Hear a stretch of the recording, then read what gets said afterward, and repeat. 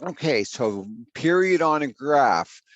All a period is asking us is how long it repeats before it repeats. Okay, so let me get a pointer going here. I'll do a writing tool. I see, so this is right out of the textbook section 6.1.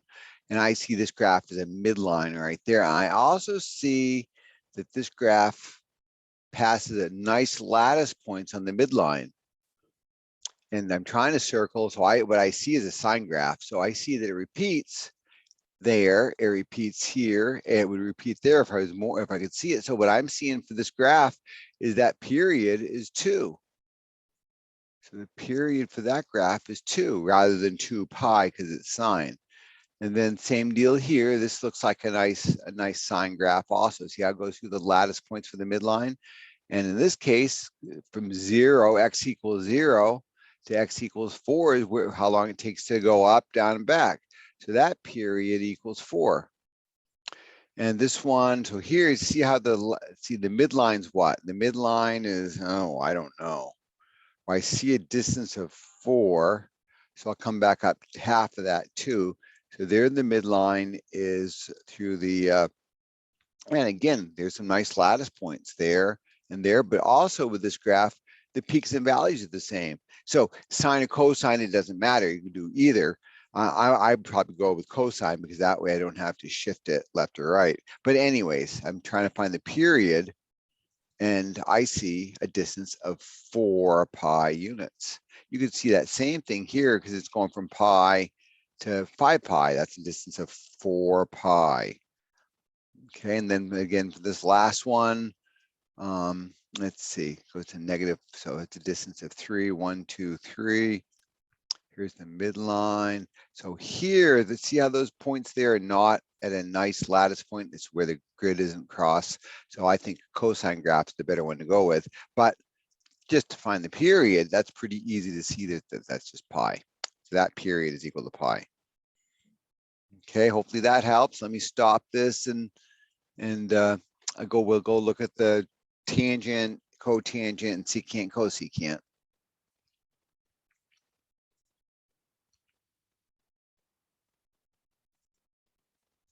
So then when you get to different kinds of trig functions, now these are the basic kinds, so why don't I not go down? I'll go down and do these other ones. Here we go. So I see some kind of, this is either a cosecant or secant graph because, I don't know if you watched my other video, you're asking me just to find the period. So let's do that. So I see this one is above, then this one's below, and then it repeats, right? So here's a vertical asymptote, here's a vertical asymptote. I would say that period is 4 units long. I can also go from here to that little peak, to the peak to valley, that valley. That's also a distance of 4. So for this secant graph, it's a secant graph that has a period of 4. This one, see how I go from that point to that point? That's how long it takes to repeat. That's the distance of 4. That's boring. It's the same number. All right, let's clear all those drawings and come down and look at some other things. What's this one? So here's this one. I would call this a cosecant graph, just because it's not on the y-axis. That's a distance of, well, let's see, from -6 up to +2. That is a period of 8, and this one is a distance of 2. So that's a period of 2. Okay, and remember, so we're just looking for those repeat. Let's see if we can't find some tangent cotangent graphs. I guess they don't have that for us, do they?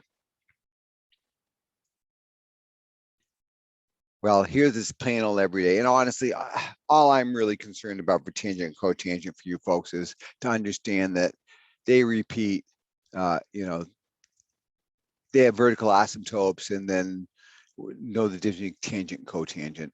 For this one, see how that repeats? This is a tangent graph. One reason I know it's a tangent graph is that it goes from a negative to a positive, and it crosses through the origin. So that's definitely a tangent graph. And that period, if this one is, I'm guessing, 3. It looks like it's about 3. It's probably pi. Is this the one where we're trying to match them up? Yeah, we're just trying to match them up. So normal everyday period for tangent is pi units, because that's how long it takes to repeat, because you're on the unit circle, right? And you know, go watch those videos about that. But on the unit circle, tangent can be defined here. It's a unit circle. Here's 0, 1, and this is 0, -1. We can't do -1 divided by 0. We can't do 1 divided by 0. So those where the vertical asymptotes happen at -pi/2. See, there's that probably about, that's about -pi/2. And then this is a +pi/2, positive 90 degrees. So those periods are 1 for tangent and cotangent. This has a period of 1. This has a period of 1. Okay, so like this graph is a cotangent graph because it's been shifted. I mean, think about it. If it's 0, I can do 0. Cotangent is x divided by y. So 0 divided by -1 is 0. And same thing at 90 degrees. But when you go to 0 radians and pi radians, or 0 degrees and 880 degrees, -1 divided by 0 is undefined. Same thing, +1 divided by 0 is undefined. That's why this is shifted to the right some, and it's reflected. We start positive values here, then it goes to negative values here. That's why it's going from a positive down to a negative for cotangent. Okay, and again, that period is pi. So hopefully this answers your question.